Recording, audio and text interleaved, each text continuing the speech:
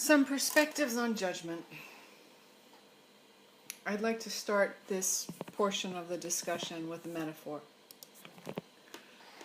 And in this story, there's a little boy who goes to his older sister and says to his older sister, "You know, Susie, can anybody ever really see God?"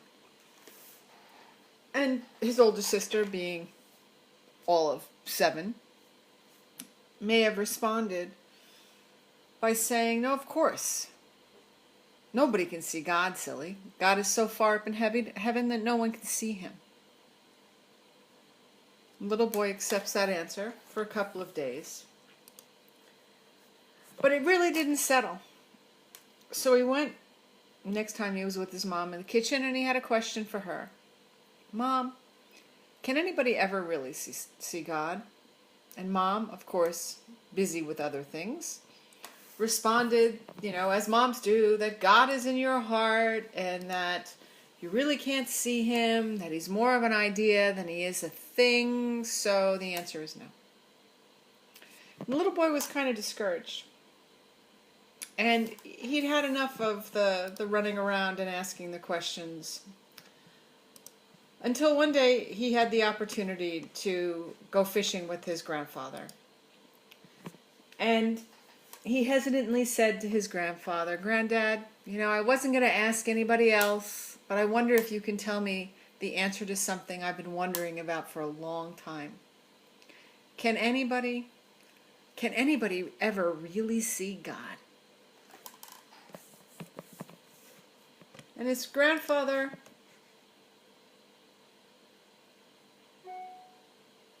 stepped back. They were having a great time together. The old man did not even turn his head when he answered the question. The old man looked around at the beautiful surroundings in which they were fishing. And he answered, "Son, it's getting so I can't see anything else."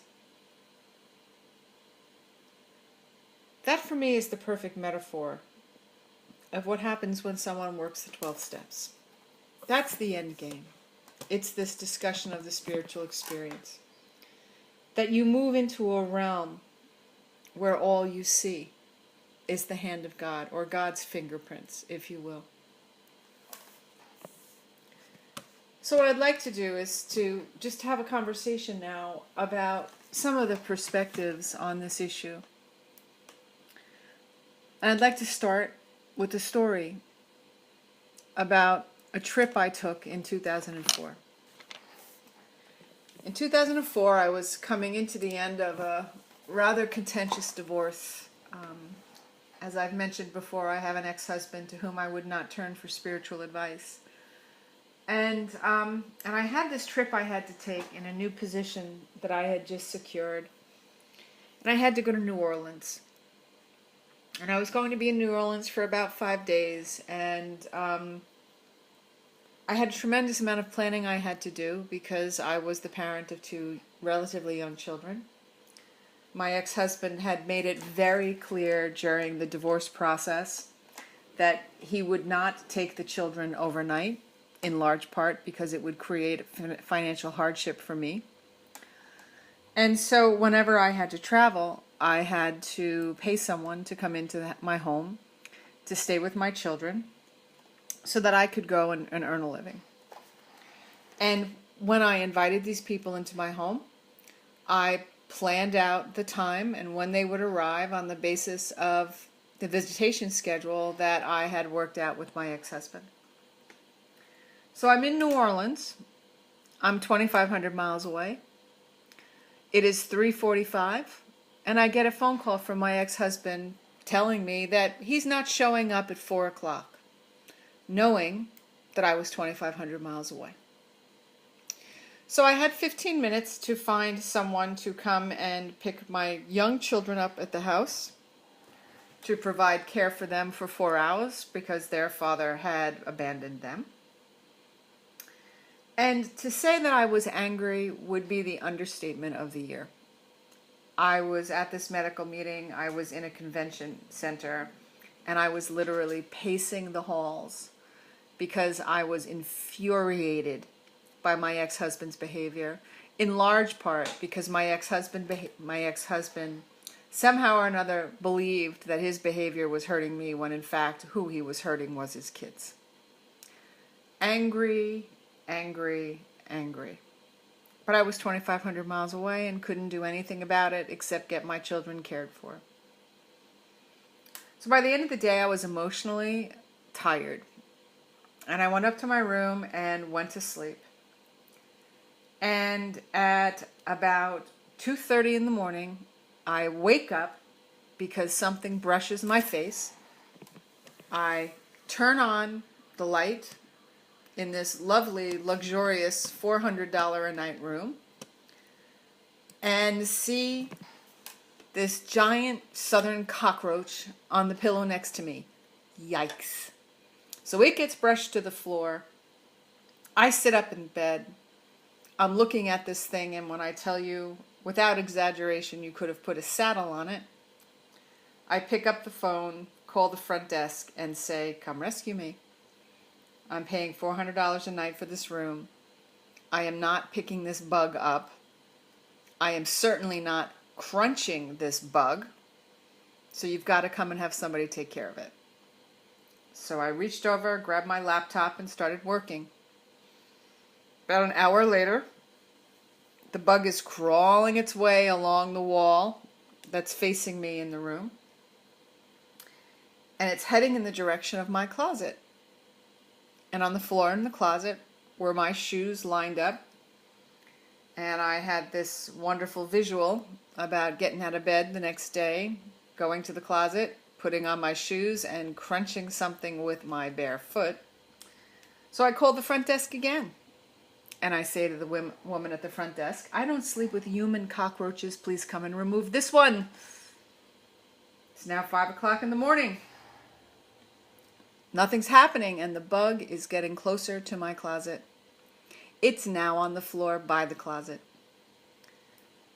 So I hear the person outside delivering the newspaper in front of the door at the Marriott.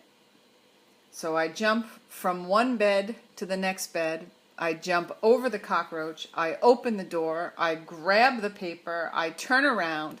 I scoop the cockroach up in the paper. I step out into the hallway and throw the paper down the hallway.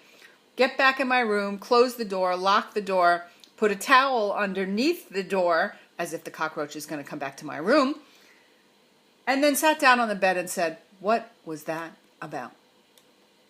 Because you see, by this time in my spiritual journey, I'd come to understand that when strange things happen, there's usually something in it for me. There's usually a lesson in it somewhere.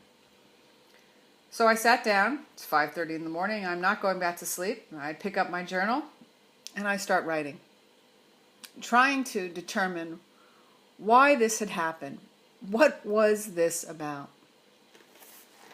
And as I was writing, it became very clear to me that there was in fact a lesson here. So I drew a picture of the cockroach in my journal. I started, writing facts about the cockroach next to it. Cockroaches have been around for like 90 million years, if not longer. There are literally billions and billions of them. They are quite clearly a vector for disease. But in their service as a vector for disease, they are in fact serving a purpose of population control. And because they play around in the muck and the mire and the slime, they are part of the cleanup committee in the breakdown of various organic products into basic elements, which then serve as fertilizer, which then move into the ecosystem. So they play a role. They play a really important role. So as I'm sitting there, I'm thinking about this, and I'm saying to myself, well, they're pretty much unchanged for 90 million years. It is clear they have a purpose. So that must mean in some way, shape, form that the universe, my higher power, God, whatever you choose to call it, must love them too. They must be doing exactly what they need to be doing to foster the evolution of good. because that is my belief, that everything happens as part of the evolution of good. So whether I accept that the cockroach is a good thing or not doesn't change the fact that because the cockroach exists, it must be part of a bigger plan. And that bigger plan is the evolution of something good. Therefore, God must have a purpose. I didn't like it when I read that sentence, because when writing that sentence, I had a great deal of awareness. What also applies to a palmetto bug applies to a human cockroach as well. There are lots of human cockroaches out there.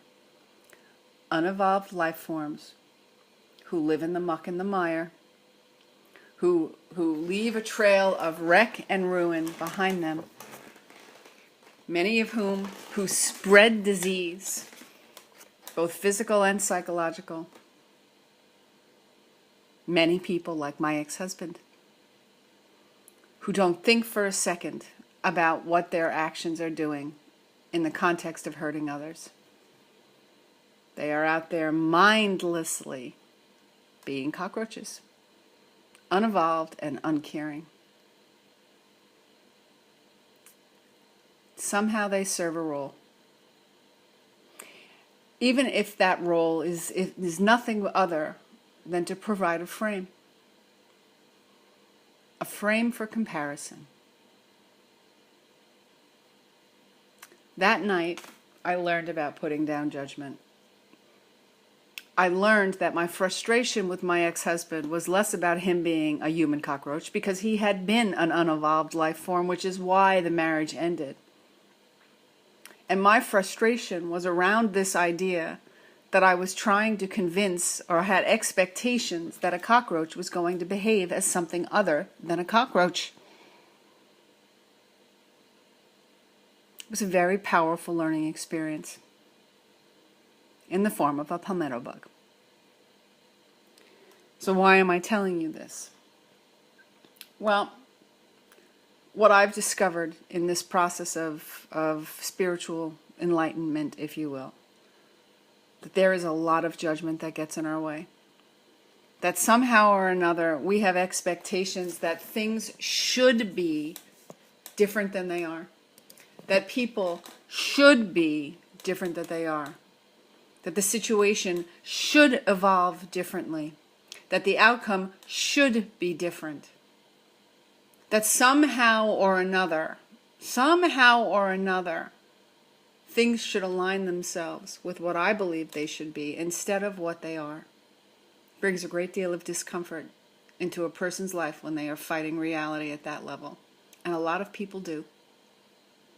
So I learned in that moment from this cockroach how my judgments about what my ex-husband should be and how things should unfold really were what's causing me the pain, not my ex-husband, because I knew who my ex-husband was, and continues to be for that matter.